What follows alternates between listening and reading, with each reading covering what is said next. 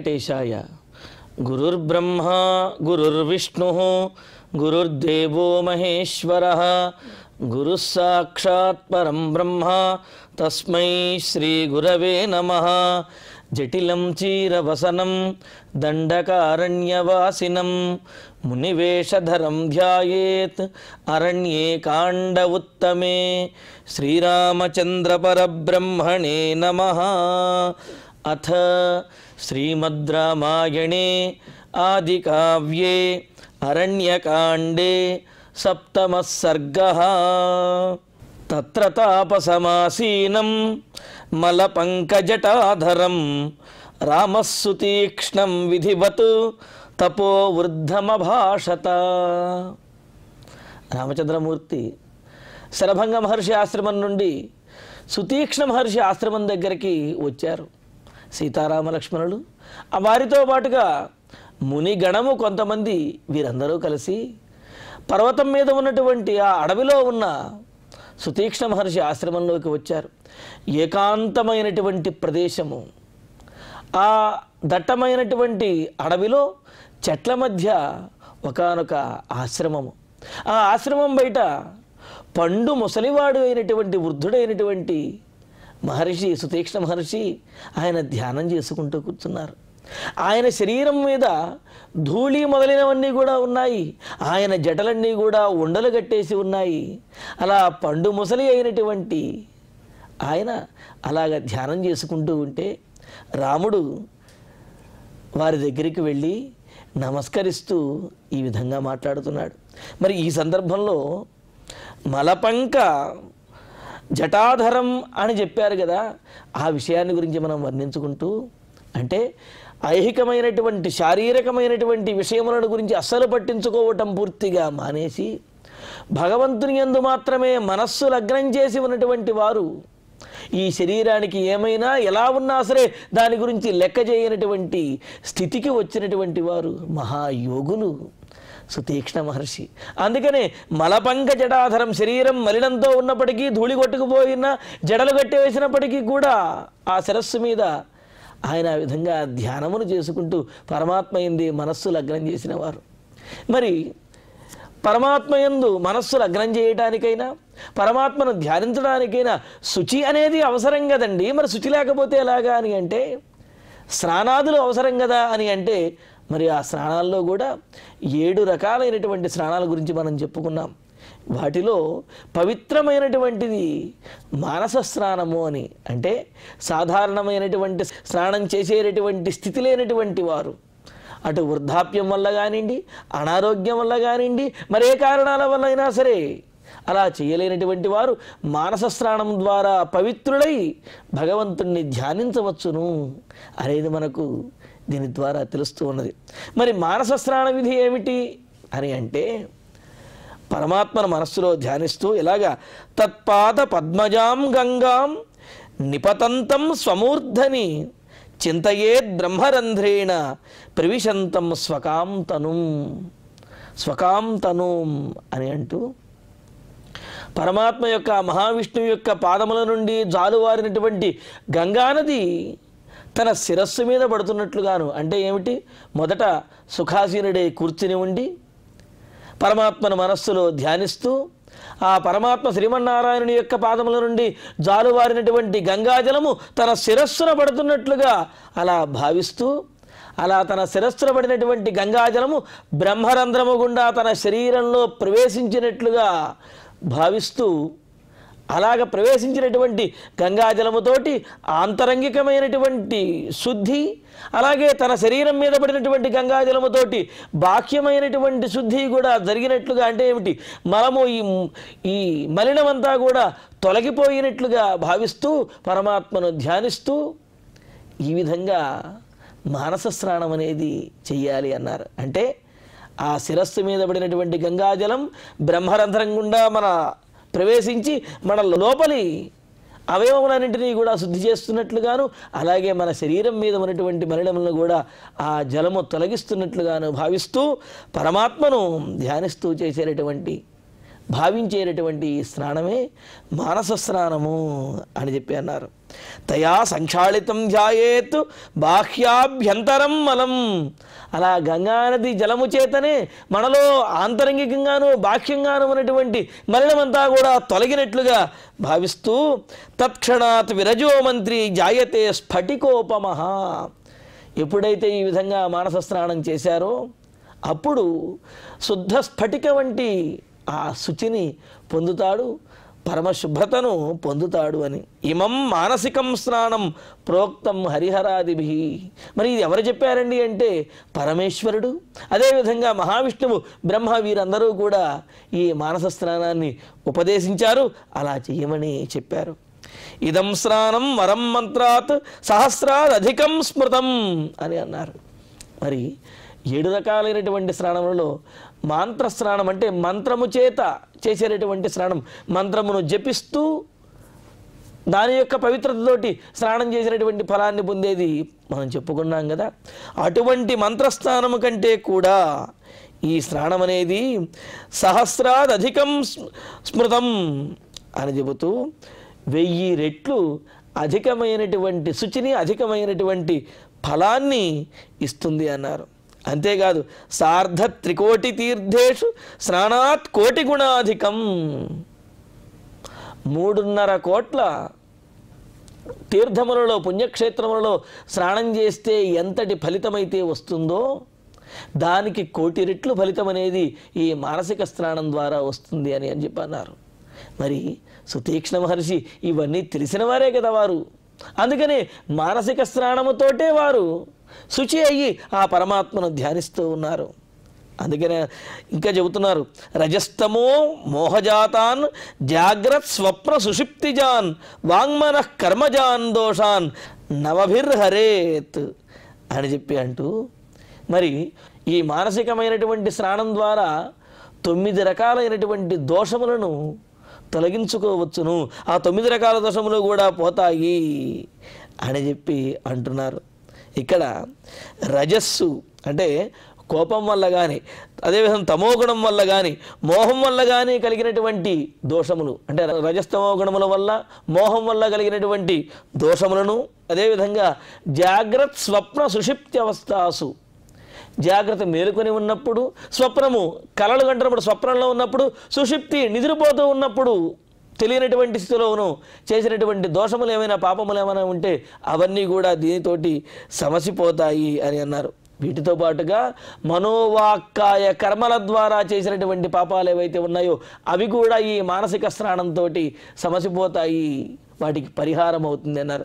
అంటే మానసికంగా కానీ, వాక్కు ద్వారా ఎవరినైనా మాటలతోటి ఇబ్బంది పెట్టడం కానీ, లేకపోతే మన శరీరంతో కానీ ఎవరినైనా హింసించినా, ఎవరినైనా ఇబ్బంది పెట్టినప్పటికీ కూడా ఇలా మనోవాక్కాయ కర్మలతో చేసినటువంటి పాపములు ఏవైతే ఉన్నాయో ఇవన్నీ కూడా సమసిపోతాయి అని అంటూ, ఈ విధంగా 9 రకాలైనటువంటి పాపములు అంటే రజోగుణముతోటి, తమోగుణముతోటి, మోహంతో చేసిన పాపములు, జాగ్రత్త సుషుప్తి స్వప్నావస్థలలో చేసినటువంటి పాపములు, మనోవాక్కాయముల చేత చేసినటువంటి పాపములు ఏవైతే ఉన్నాయో అవన్నీ కూడా సమసిపోయి పవిత్రతను పొందగలుగుతాము అని చెప్పి మనకు పద్మపురాణంలో చక్కగా తెలియజేశారు, విష్ణు పురాణంలో కూడా తెలియజేశారు. ఇలాగా ఆ మానసిక స్నానం అనేది చాలా ప్రశస్తమైనదిగా చెప్పారన్నమాట. ఈ మానసిక స్నానముతో అంటే అది కూడా ఇది ఎలాగా చాలా ధ్యానంతో, ఏకాగ్రతతోటి చెయ్యాలి ఈ మానసిక స్నానం కూడా అన్నారు. అలా చేసినటువంటి వాడు పరమాత్మ యొక్క అనుగ్రహాన్ని తప్పనిసరిగా పొందుతాడు అని చెప్పి అంటూ మరి మరొక సందేహాన్ని చెబుతూ ఉన్నారు. వానప్రస్థులుగా ఉన్నటువంటి వారు 3 పూట్ల స్నానం చేస్తారంటారు కదండి. పోనీ ఈ సామాజికమైనటువంటి సాంసారికమైన జీవితాన్ని గడుపుతున్నటువంటి వారికి వారి శరీరం నుండి మలము లేకపోతే వారి శరీరం నుండి ఆ మలినం అనేది ఎక్కువగా వస్తుంది కావున వారు 3 సార్లు స్నానం చేయటం అనడంలో చెప్పొచ్చు. కానీ అడవిలో కూర్చుని శుచైనటువంటి ప్రదేశంలో ఉన్నటువంటి వారు మరి వానప్రస్థులు రోజుకి 3 సార్లు స్నానం చేయాలి అని చెబుతుంటారు కదా, అది ఎందుకు అని అంటే దానికి కూడా మనకు పతంజలి మహర్షి చెప్పారు. 3 సార్లు స్నానం చేసినప్పటికీ కూడా మన శరీరం నుండి మలినం అనేది వచ్చి తీరుతూనే ఉంటుందిట. అలా వస్తూ ఉంటుంది. కావున ఇలా స్నానం చేసి చేసి ఆ వస్తున్నటువంటి మలినాన్ని చూచినటువంటి ఆ మానప్రస్థులు ఈ శరీరం మలినముతో కూడినటువంటిది, కావున దీని మీద ఏమాత్రము ఆశ ఉండకూడదు అనేటువంటి దివ్యజ్ఞానాన్ని పొంది విరక్తిని పొంది ఈ శరీరం మీద శ్రద్ధను పూర్తిగా విడిచిపెట్టేసి పరమాత్మ యందు పూర్తి శ్రద్ధను వహిస్తారట. ఆ జ్ఞానమును, ఆ ఆంతర్యమును, పరమార్థమును తెలియజేయటం కోసమే రోజుకి 3 సార్లు వానప్రస్థులు కూడా స్నానం చేయాలి అని చెప్పి మనకు స్మృతులలో తెలియజేశారు అని చెప్పన్నారు. ఈ విధంగా మరి ఈ రోజుకు 3 సార్లు స్నానం చేసే ఈ స్థితిని దాటి తన శరీరమును తృణప్రాయంగా భావించేటటువంటి స్థితిలో ఉన్నారు సుతీక్ష్ణ మహర్షి. అందుకనే మానసిక స్నానంతో శుచి అయి వారు ఆ విధంగా పరమాత్మను ధ్యానిస్తూ ఉన్నారన్నమాట. మరి అటువంటి సుతీక్ష్ణ మహర్షి దగ్గరికి రామచంద్రమూర్తి వెళ్ళి ఈ విధంగా మాట్లాడుతూ, రామోహమస్మి భగవన్ భవంతం ద్రష్టుమాగతః త్వం మాభివద ధర్మజ్ఞ మహర్షే సత్య విక్రమ. స్వామి, భగవత్స్వరూపులైనటువంటి తమకు నమస్కారము అని నమస్కారం చేసి, భగవన్ అహం రామః, నన్ను రాముడు అని అంటారండి అని అన్నారు. అంటే ఇక్కడ మరి ఆత్మనామ గురోర్నామ నామాతికృపణస్య చ శ్రేయస్కామో నగృహ్ణీయాత్ జ్యేష్ఠావత్య కళత్రయో అని చెప్పినట్లుగా తన పేరు తాను చెప్పుకోకూడదు కదండి అని అంటే అక్కడ అహంకారంతోటో లేకపోతే అతిశయంతోటో చెప్పుకోకూడదు అనేది అక్కడ ఆంతర్యం. అంతేకాకుండా శ్రాద్ధే వివాహే సంకల్పే అది ఆపత్కాలాదిషు క్వచితు అని చెప్పినట్లుగా శ్రాద్ధములోను వివాహములోను సంకల్పంలోనూ ఏదైనా సంకల్పం చెప్పేటప్పుడును ఆపత్కాలములలోనూ కూడా తన పేరు తాను చెప్పినప్పటికీ అది శ్రేయస్కామోపి అదోషభాక్ అని చెప్పి అన్నారు. శ్రేయస్కాముడైనప్పటికీ కూడా అతను దోషముని ఏమాత్రము పొందడు. కావున ఇక్కడ తన గురించి తాను పరిచయం చేసుకుంటూ ఉన్నాడు రామచంద్రమూర్తి. అందుకనే నన్ను రాముడు అంటారండి అని చెప్పి అంటూ, భగవన్ అహం రామః భవంతం ద్రష్టుం ఆగతః, మిమ్మల్ని చూడ మీ దర్శన భాగ్యం కోసం నేను ఇక్కడికి వచ్చాను, మిమ్మల్ని దర్శించుకుందామని. ధర్మజ్ఞ సత్య విక్రమ, ధర్మం తెలిసినటువంటి వారు, సత్యమే విక్రమంగా పరాక్రమంగా కలిగినటువంటి వారు. అంటే ఏమిటి? సత్యమే ఎల్లప్పుడూ విడవకుండా ఉన్నటువంటి వారు మీరు. అటువంటి మీరు మాం త్వం అభివద మహర్షే, ఓ సుతీక్ష్ణ మహర్షి, మాం త్వం అభివద, నన్ను ఆశీర్వదించండి, నాకు ఆశీస్సులు ఇవ్వండి అని చెప్పి రామచంద్రమూర్తి ఆ సుతీక్ష్ణ మహర్షి వద్ద ఎంతో వినయంగా వంగి నమస్కరిస్తూ వారికి నన్ను ఆశీర్వదించండి అని చెప్పి ఈ విధంగా ప్రార్థిస్తూ ఉన్నారు. చూడండి, రామచంద్రమూర్తిని అక్కడ ఉన్నటువంటి మహర్షులందరూ కూడా ప్రార్థిస్తూ ఉన్నారు. నీవే రక్షకుడివి, నీవే సర్వసమర్థుడివి అని చెప్పి పొగుడుతూ ఉన్నారు. అంతమంది అంతగా పొగిడినప్పటికీ కూడా, అంతమంది ఆశ్రయించినప్పటికీ కూడా రాముడిలో ఇసుమంతైనా సరే అహంకారము కానీ గర్వము కానీ ఏమాత్రమూ లేవు. మహర్షులు అంటే వారిని గౌరవించి తీరాలి, అదే ధర్మము అని ఆ తత్వము గుణము కలిగినటువంటి వాడు రామచంద్రమూర్తి. అందుకనే అంతమంది మహర్షులు తనను ఆశ్రయించినప్పటికీ కూడా తాను సుదీక్ష మహర్షి దగ్గరకు వచ్చి చాలా వినయంగా ఆ మహర్షికి నమస్కరించి నన్ను ఆశీర్వదించండి, ఆశీస్సులు ఇవ్వండి అని చెప్పి ఈ విధంగా ప్రార్థిస్తూ ఉన్నాడు. సన్నిరీక్ష్య తతో వీరం రామం ధర్మభృతాం వరం సమాశ్లిష్య చ బాహుభ్యాం ఇదం వచనమబ్రవీత్. ఇంకా సుతీక్ష్ణ మహర్షి ఆ సుతీక్ష్ణ మహర్షి కళ్ళు తెరిచి రాముడిని చూచినటువంటి వాడై నిరీక్ష్య మెల్లగా కళ్ళు తెరిచి రాముడిని చూచి తతః వీరం ధర్మభృతాం వరం, ఇక వీరుడైనటువంటి వాడు ధనుర్బాణాలు ధరించి వీరుడు కదా మరి, ఆ వీరుడైనటువంటి వాడు ధర్మభృతాం వరం, ధర్మమును భరించేటటువంటి వారిలో శ్రేష్టమైనటువంటి వాడు. ధర్మమును భరించడం కూడా సామాన్యమైనటువంటి విషయం కాదు, దానిని భరించడం అనేది ఎంతో కష్టము.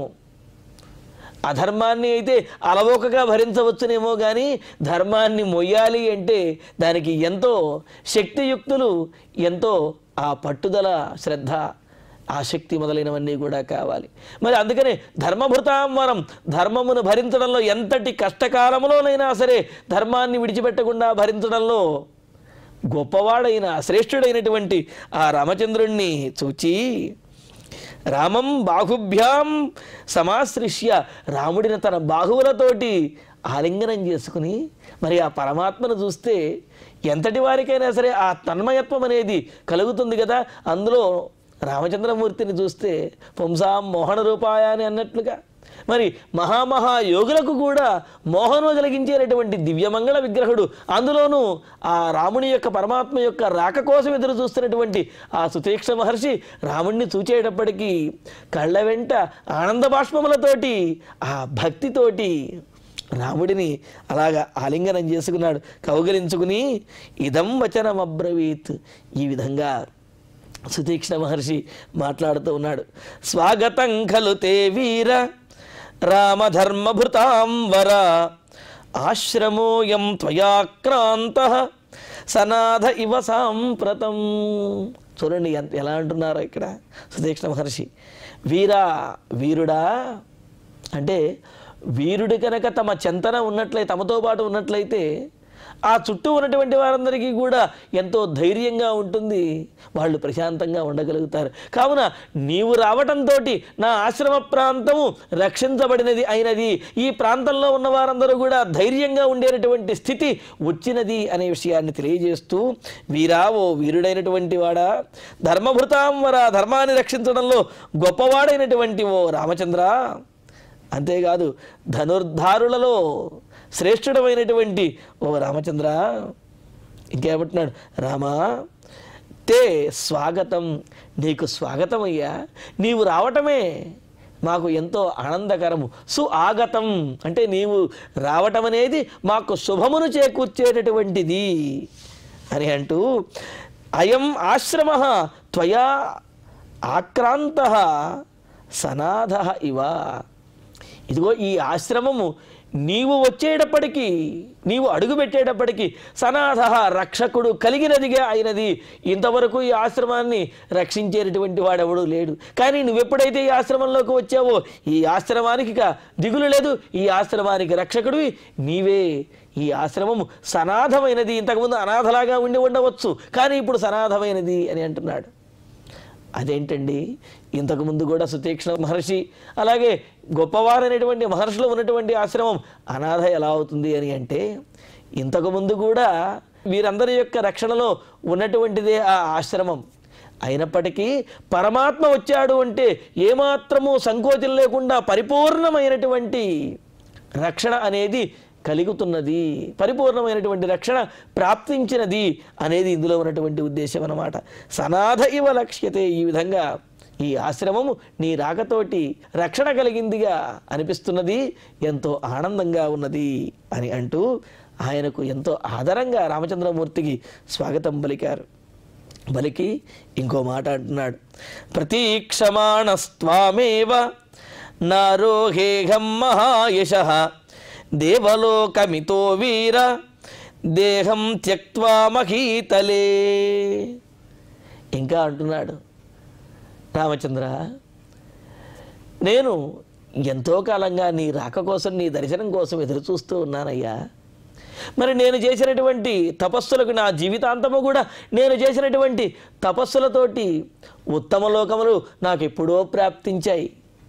అయినప్పటికీ కూడా ఆ ఉత్తమ లోకములను లెక్క చేయకుండా నీ రాక కోసం, నీ దర్శన భాగ్యం కోసం నేను ఎదురు చూస్తున్నాను అని అంటూ, మహాయశః గొప్ప కీర్తిని గడించిన, పితృవాక్య పరిపాలన చేయటంలో రాముడిని మించినటువంటి వాడు లేరు అనే గొప్ప కీర్తిని గడించిన, సత్యవాక్ పరిపాలనలో ధర్మాన్ని పరిపాలించడంలో రాముడిని మించినటువంటి వాడు ఏ లోకంలో లేడు అనే కీర్తిని గడించినటువంటి ఓ రామచంద్ర వీరా, ఆయన త్వాం ఏవ ప్రతీక్షమాణః, నీకోసమే నేను ఎంతో కాలంగా ఎదురు చూస్తూ నీ రాకను కోరుతూ, మహీతలే దేహం త్యక్త్వా ఇతః అహం దేవలోకం న ఆరోహే, ఈ భూమి మీద నా దేహాన్ని విడిచిపెట్టి మరి స్వర్గానికి, ఉత్తమ లోకాలకి నేను ఎప్పుడూ వెళ్ళవలసి ఉన్నది. కానీ నీకోసం ఎదురు చూస్తూనే నేను ఈ దేహాన్ని విడిచిపెట్టకుండా ఇక్కడే ఉన్నాను, లేకపోతే ఎప్పుడో నేను స్వర్గలోకానికి వెళ్ళవలసినటువంటి వాడిని అని చెప్పి అంటున్నాడు అన్నమాట. అదేంటండి, తపస్సులు చేసిన, యజ్ఞయాగాదులు చేసిన, పూజలు చేసినా సరే ఉత్తమ లోకములను స్వర్గాది లోకములనే కదా ఎవరైనా కోరుకునేది. అటువంటి స్వర్గం ప్రాప్తించినప్పటికీ కూడా వదులుకుని రాముని యొక్క రాక కోసం, ఆయన దర్శించుకోవడం కోసం సుతీక్ష్ణ మహర్షి ఉన్నాను అని చెబుతున్నాడు. ఇందులో ఆంతర్యం ఏమిటి అని అంటే, సామాన్యులైనటువంటి వారు స్వర్గాదులను కోరుకునేటప్పటికీ కూడా పరమార్థం తెలిసినటువంటి మహాయోగులు ఈ స్వర్గాదులను, స్వర్గము లేకపోతే గంధర్వలోకము, అప్సరసల లోకము, వీటిని కూడా కోరుకోరు. ఈ సుఖములను వీటిని కోరుకోరు. మరి ఏం కోరుకుంటారు? పరమాత్మ యొక్క పరమపదం ఏదైతే ఉన్నదో, పరమాత్మ యొక్క సాయుధ్యము, ఆ సాయుధ్యాన్ని కోరుకుంటారు. అందుకనే స్వర్గాదులు ప్రాప్తించినప్పటికీ మరి సుతీక్ష్ణ మహర్షి వాటిని విడిచిపెట్టేసి, వాటిని పొందకుండా ఈ శరీరం శిథిలమైపోయినటువంటి ఈ శరీరంతో, ఇంకా ఆ శరీరంతో ఉంటూ రాముని యొక్క రాక కోసం ఎదురు చూస్తున్నాను అని చెప్పి అంటున్నారు. అందుకనే మనకు స్మృతులు, అదేవిధంగా విష్ణు పురాణంలో చెబుతారు, మనం కోరుకునేటటువంటి ఈ స్వర్గములు, సుఖములు కూడా మనకు అసలు ప్రయోజనమైనటువంటి మోక్షానికి అడ్డుగా మారతాయిట. అంతే కదండి. ఇప్పుడు ఉన్నతమైనటువంటి ఉద్యోగాన్ని పొందాలి అని చెప్పి ఒక విద్యార్థి ప్రయత్నిస్తూ ఉన్నాడు. అలా ప్రయత్నించే విద్యార్థి కొంత ప్రయత్నించి కొన్ని పరీక్షలు రాసిన తర్వాత ఒకానొక ఉద్యోగం ఏదో వచ్చినది. ఆ ఉద్యోగంతో కనుక సంతృప్తి చెంది అక్కడే ఉండిపోతే ఇంకా ఆ ఉద్యోగంలోనే ఉంటాడు. అంతకు మించినటువంటి ఉన్నతమైనటువంటి ఉద్యోగాన్ని, ఉన్నతమైనటువంటి స్థాయికి ఎదగలేడు. అలా కాకుండా ఈ చిన్న ఉద్యోగం వచ్చినప్పటికీ కూడా ఇంకా పై ఉద్యోగం కోసం ప్రయత్నిస్తూ ఎవరైతే ఉంటారో వారు జీవితంలో ఉత్తమమైనటువంటి, ఉన్నతమైనటువంటి స్థానానికి వెళ్ళగలుగుతారు. అలాగే ఈ మహర్షులు వీరు కూడా వారు చేసినటువంటి తపస్సుల చేత స్వర్గాది లోకములు ప్రాప్తించినప్పటికీ కూడా అమ్మయ్య ఇవి ప్రాప్తించాయి, ఇక మనం స్వర్గానికి వెళ్ళి సుఖంగా ఉండొచ్చు అని కనుక అనుకున్నారు అంటే అంతకంటే ఉత్తమమైనటువంటి పరమపదాన్ని, పరమబ్రహ్మలోకాన్ని వారు పొందలేరు, మోక్షాన్ని పొందలేరు. మరి స్వర్గానికైనా సరే ఉత్తమ లోకమే కదండి, అక్కడికైనా వెళతారు కదా అని అంటే స్వర్గానికి వెళతారు.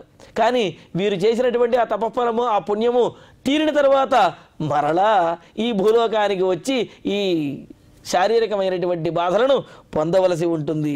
అందుకనే మనకు భగవద్గీతలో కూడా చెప్పారు కదా, తేతం భుక్త్వా స్వర్గలోకం విశాలం క్షీణే పుణ్యే మర్త్యలోకం విశంతి అని చెప్పి వారు ఈ దేహంతో చేసినటువంటి ఆ పుణ్యములను, ఆ తపస్సుల యొక్క ఫలంగా దేహాన్ని విడిచి స్వర్గలోకానికి వెళ్ళిన తర్వాత స్వర్గంలో వారు చేసినటువంటి పుణ్యానికి ఫలంగా ఆ సుఖములన్నీ కూడా అనుభవించిన తర్వాత తమ పుణ్యం పూర్తయిపోతే మరలా వచ్చి ఈ భూలోకంలోనే పడి మరలా మొదలు పెడుతూ ఉంటారు. వారి యొక్క పూజలు అవి మొదలు పెట్టాలి. ఈ సాంసారికమైనటువంటి బాధలను, శారీరకమైనటువంటి బాధలను అనుభవించవలసి ఉంటుందన్నమాట.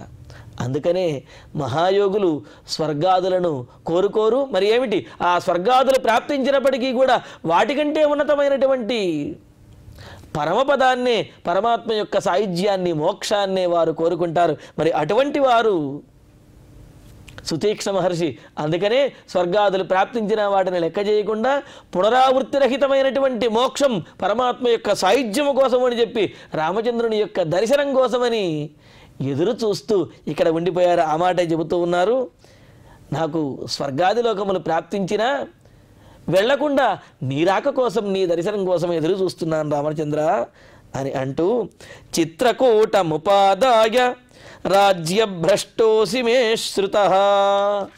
రామచంద్ర, నీవు రాజ్యాన్ని విడిచిపెట్టేసి, అంటే రాజ్యాన్ని కోల్పోయి పట్టాభిషేకం అవ్వవలసినటువంటి వాడివి, పట్టాభిషేకం జరగకుండా తండ్రి యొక్క ఆజ్ఞతోటి నీవు అడవుల పాలై చిత్రకూటం దగ్గరికి వచ్చావు అనే విషయం నాకు తెలిసిందయ్యా అని చెప్పి, అంటే రాజ్యభ్రష్టుడవై చిత్రకూటానికి వచ్చినప్పటి నుండి నీ గురించి నేను వింటూ ఉన్నాను, తెలుసుకుంటూ ఉన్నాను అని చెప్పి అన్నారు.